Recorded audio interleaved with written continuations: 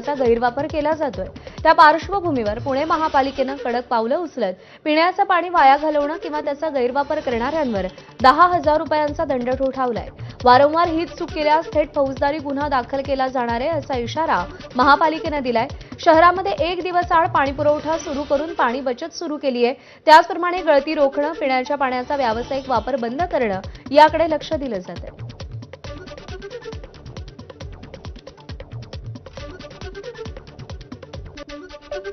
धुळे शहराला पाणी पुरवठा करणाऱ्या नकाणे तलावातील जलसाठा घटलाय आणि त्यामुळे धुळेकरांवरच्या पाणी टंचाईचं संकट अधिक गडद होण्याची शक्यता आहे। यंदा शहरासह जिल्ह्यातील तापमानाचा पारा हा 42 ते 43 अंशांवर गेला होता। या वाढत्या तापमानामुळे मोठ्या प्रमाणावर बाष्पीभवन होऊन जलसाठ्यांमध्ये घट झाल्याचं पाहायला मिळतंय। जिल्ह्यात अद्यापही पावसाची हजेरी नाही, त्यामुळे शेतकऱ्यांसह सर्वसामान्यांची देखील चिंता आता वाढलेली आहे।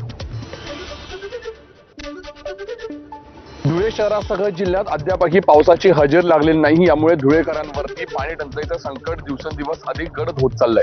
शहराला पाणी पुरवठा करणाऱ्या नकाणे तलावात देखील आता पाणी साठा घटू लागलाय। आपण जर बघितलं तर या ठिकाणी दरवर्षी मोठ्या प्रमाणावरती पाणी साठा पाहायला मिळत असतो, मात्र यंदा जिल्ह्यामध्ये जी काही उष्णतेची तीव्रता जी आहे ती वाढलेली होती आणि यामुळे बाष्पीभवन मोठ्या प्रमाणावर होऊन नकाणे तलावातला जलसाठा देखील घटलेला आहे आणि याचा परिणाम हा पाणी पुरवठ्यावरती देखील होणार असल्याचं सांगण्यात येत आहे।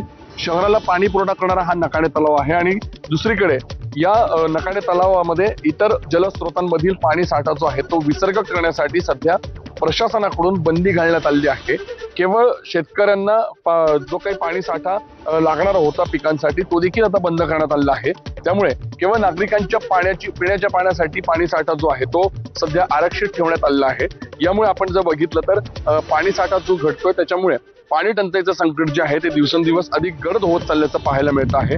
कारण दुसरीकडे पावसाची शक्यता जी आहे ती अद्यापही जिल्ह्यात कुठेही पाहायला मिळत नाही। त्यामुळे पाऊस कधी येणार आणि त्यानुसार जलस्रोतांमध्ये वाढ कधी होणार हा देखील एक महत्त्वाचा प्रश्न या निमित्तानं उपस्थित होताना पाहायला मिळतोय।